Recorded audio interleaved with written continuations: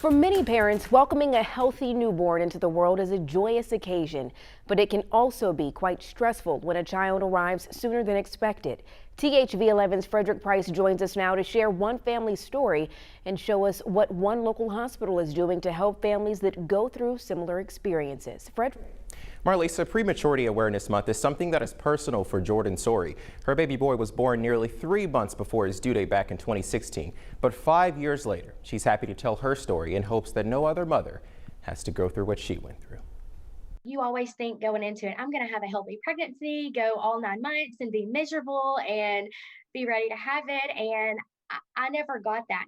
Back in May 2016, Jordan Sori's visit to our OBGYN started as any regular checkup. It was my glucose test followed by an ultrasound.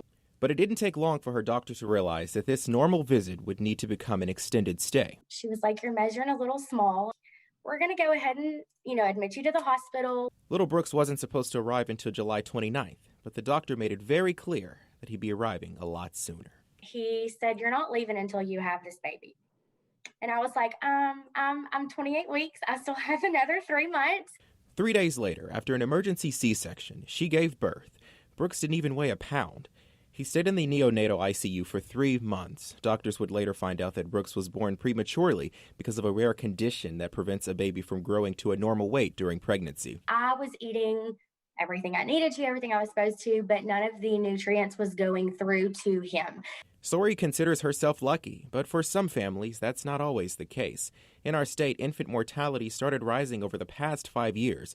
Dr. Ashley Ross with Arkansas Children's Hospital says that's why they created the Nursery Alliance. So we really wanted to be partners with hospitals to help them elevate their care, to help them track their quality, and really move the needle on newborn care. Ross says oftentimes babies are born in hospitals that lack proper resources.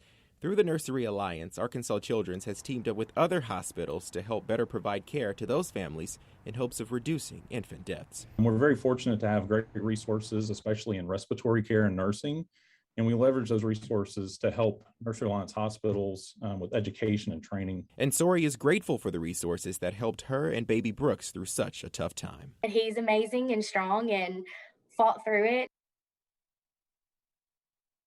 Such a fighter there. Arkansas Children's Hospital is also implementing a tele-NICU program. They are hoping this will allow doctors and nurses to talk with families when a baby cannot be transferred to another hospital quickly.